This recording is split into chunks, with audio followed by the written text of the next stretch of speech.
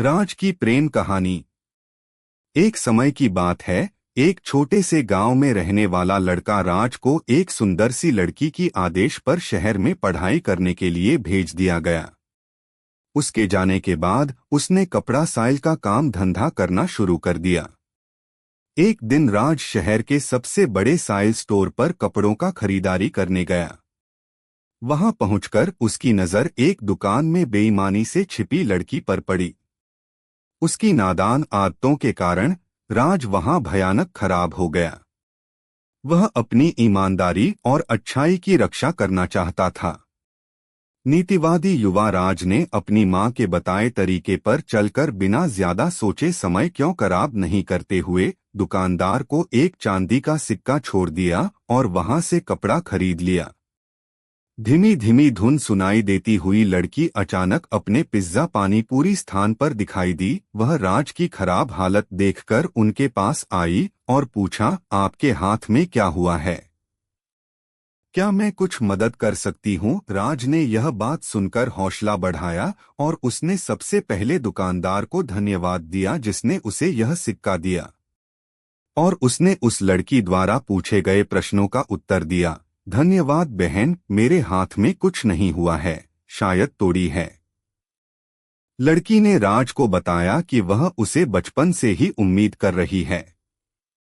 उसने आगे कहा कि उसे एक बहुत अच्छा और भोला लड़का चाहिए जो उसे सब प्यार करे और उसकी ख्वाहिशों को सीधा रास्ता दिखाए। राज ने लड़की के प्रति खास इंटरेस्ट दिखाया और उसे बातचीत के लिए आमंत्रण दिया। वे बहुत देर तक बात करते रहे और इस प्रक्रिया में वे दोनों एक दूसरे के बारे में अधिक जानने वाले हुए। धीरे धीरे उनके बीच की रिश्ता बढ़िया कहानी एक लड़की और एक लड़के के बारे में है जो बचपन के सबसे अच्छे दोस्त थे। वे हमेशा साथ खेलते और कई अनुभव एक साथ जीवन के हर पहलू को साझा करते थे। जब वे बड़े हो गए तो उनकी दोस्ती भी और गहरी हो गई। वह एक दूसरे के साथ मनोरंजन करने, साथ पढ़ाई करने और सप्ताहांत में मार्गदर्शन करने लगे। एक दिन लड़के ने अपनी दोस्ती के कुछ अलग महसूस किया। वह हमेशा लड़की की तरफ देखने और उसके साथ हंसने खेलने के लिए तत्पर रहने लगा। इन भावनाओं को देखते हुए लड़की ने दोस्ती के बारे में भी कुछ अलग महसूस किया। वह अन्याय महसूस करती थी क्योंकि उसे लड़के के प्रति कुछ विचार होते हुए उसके साथ भोला बनाया गया था। समय बीतते हुए लड़के ने धीरे धीरे लड़की को अपने अलग होने के ख्याल के बारे में समझाया। वह कहने लगा कि वह उसे खोने का डर दिखा रहा है और उसे ये भी दिखा रहा है कि उसके बिना वह जीने योग्य नहीं है। सुनकर लड़की बहुत खुश हुई और समझ गई कि उसे भी लड़के के प्रति उसी तरह की भावनाएं हो रही हैं।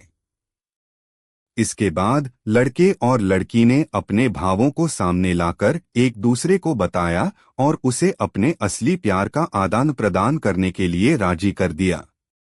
बाद में उन्होंने अपने परिवार को भी अपने असली प्यार के बारे में बताया और वह विवाह करने के लिए इच्छुक थे। इस प्रकार लड़के और लड़की ने एक साथ विवाह किया और अपने सपनों को साथ मिलकर पूरा किया। वे अपने दिल की बात समय पर बताने के लिए बहुत खुश थे और उनकी प्रेम कहानी एक दूसरे के लिए प्रेरणा का कारण बन गई।